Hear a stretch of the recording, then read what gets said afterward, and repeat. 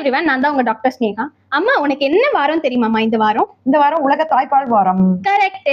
So நான் வந்து உனக்கு சில மெடிக்கல் கண்டிஷன் சொல்லுவோமா, அந்த கண்டிஷன்ல இருக்கவங்க தாய்ப்பால் கொடுக்க முடியுமா முடியாதா அப்படிங்கறது வந்து நீ சொல்லுமா.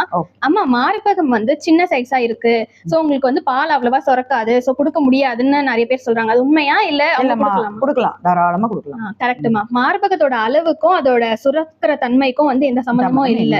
சின்ன சைஸா இருந்தாலும் அது மார்பகத்துல தாய்ப்பால் வந்து சுரக்கும் வரும்.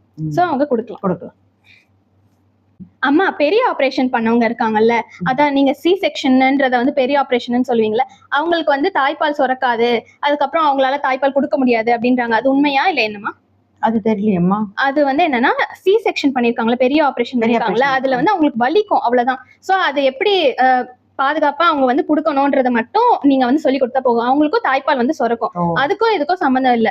அம்மாக்கு வந்து வலி இருக்கும், சோ அந்த வலினால அவங்க வந்து தாய்ப்பால் வந்து குடுக்கறதுக்கு வந்து யோசிப்பாங்க, குழந்தைய பக்கத்துல போட்டு குடுக்கறதுக்கு. சோ அவங்களுக்கான டெக்னிக்ஸ் மாதிரி சொல்லி கொடுத்து கொடுக்க வைக்கலாம்.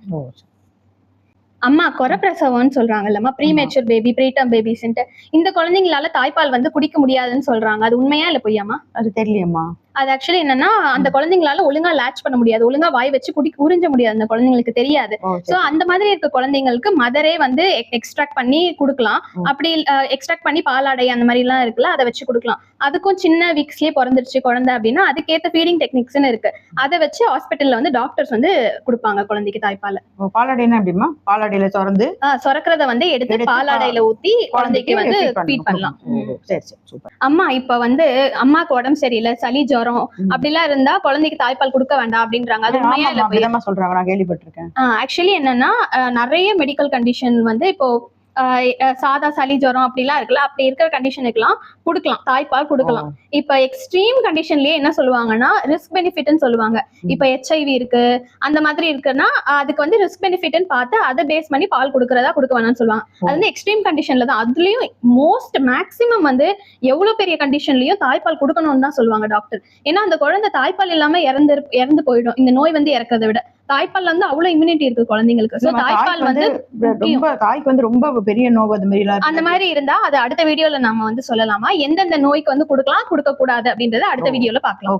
ஆனா இப்ப சின்ன சளி ஜுரம் அதுக்கெல்லாம் வந்து தாய்ப்பால் கொடுக்கணும் கண்டிப்பா, அந்த குழந்தைக்கு வந்து அது போகாது. அம்மா, ஜாண்டிஸ்ன்னு சொல்றாங்கல்ல, மஞ்சக்காமால, குழந்தைக்கு வந்து மஞ்சக்காமால வந்தா தாய்ப்பால் கொடுக்கறத நிறுத்திடணும் அப்படின்னு சொல்றாங்க. அது உண்மையா இல்ல பொய்யா? அதை பத்தி தெரியுமா? அப்படியே வந்து என்னதான் மஞ்சக்காமால வந்தாலும் குழந்தைக்கு தாய்ப்பால் கொடுக்கணும். அது கொடுக்க கொடுக்க நல்லதுதான் அந்த குழந்தைக்கு. ஓகேவா? இதுல வந்து 2 டைப்ஸ் இருக்கு. பிரெஸ்ட் மில்க் ஜாண்டிஸ்னு ஒண்ணு இருக்கு, பிரெஸ்ட் ஃபீடிங் ஜாண்டிஸ்னு இருக்கு. அதை வந்து நம்ம அடுத்த வீடியோல அப்படின்னா என்னன்னு பாக்கலாம். தாய்ப்பால்